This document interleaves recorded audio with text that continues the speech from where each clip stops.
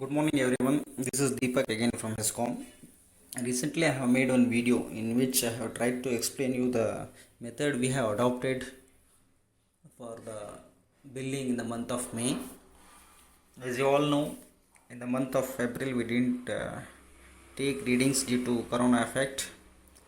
That's why we have given an average bill in the month of April, and in the month of May we have personally visited your houses and taken the actual reading. That reading is 2 months reading, that is from March to April, April to May, that is 2 months reading. In that bill we have converted the total consumption into two parts, that is, if your consumption is 300, we have divided the consumption by 2, it is 150 into 150. 150 units are billed for March to April and April to May. Since the bill given is only one, but the method adopted is dividing the consumption by two parts. Most of the people are getting confused. As single bill is given, they think that the more number of units are coming in the higher slab rate. Today I am making this video to clear that doubt, and also I have generated an Excel sheet like this. This is the screenshot of that Excel sheet.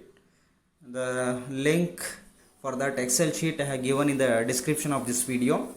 You can download by yourself and calculate your bill.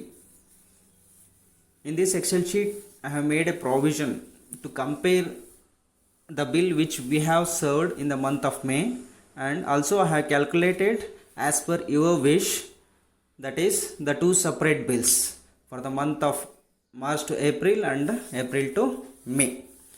By doing so, it will be clear for you to compare the bills and get the doubts clarified. To do so, you need little bit of knowledge about the bill, because if you enter wrong data in the wrong cell, once again you will be getting the different numbers. Once again you will be getting confused. So I want to educate you people regarding parameters of the bill. Okay, this is one sample bill.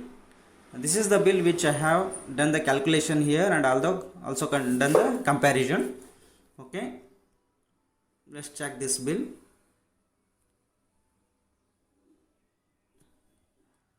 The first one is the sanction load. The second, the marked one, 55203 is the final reading.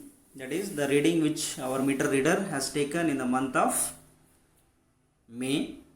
54751 is the initial reading in the month of March 10th. The previous reading date was March physical reading. Now I am not talking about the April month reading. This is the physical reading which he has taken in the month of March, that is 54751. 452 is the total consumption of 2 months. 167 is his average consumption. Also look at here, this is the arrears column, which is 0, because whatever the average bill we have generated, this consumer has paid it. That's why that arrears has not come in this bill. This is arrears is 0. And DL bill, that is the average bill which we have generated in the month of April. The last one is net amount due, that is 2131, which is the bill due for the payment. Okay, let's come to the Excel sheet. The link of this Excel sheet I have given in the description. You can download and you can calculate yourself. Okay, I will explain you what are the data you have to enter. To enter the data, you have to enter the data in the yellow colored cells only, because only those are the cells which you need to enter the data. The first one is sanction load 3 kilowatt. You check your bill as I have previously explained. what are the parameters of. Next is the solar rebate. This is the solar water heater rebate. If you have installed solar water heater and got the rebate sanctioned from our HESCOM, you will be getting a solar rebate. If that rebate is applicable to you, you choose it as yes. If it is not applicable to you, please choose no. Okay. Next one, what you have to enter is the DL bill amount, that is the average bill amount. This one, this amount. Next one is the consumption, total consumption 452. This one 452. Next is 167 average consumption. The next data you have to enter is arrears, which is 0 here. The next one is the net due amount 2131. Okay. If you put these data, automatically your bill will be generated considering 2 separate months, and you can compare the bills by yourself. Okay, let's see. Once you put the data in the cell, you come over here and compare. See the total bill for the 2 independent month, that is first month 1674.55 and another is 1674.15, because the units considered is equal, that is 226 units, equal to 26 units have considered for the 2 months billing. Okay, and what is the total? The total is 3349, and the amount which consumer has paid in the month of April, that is the DL bill generated, is 1211.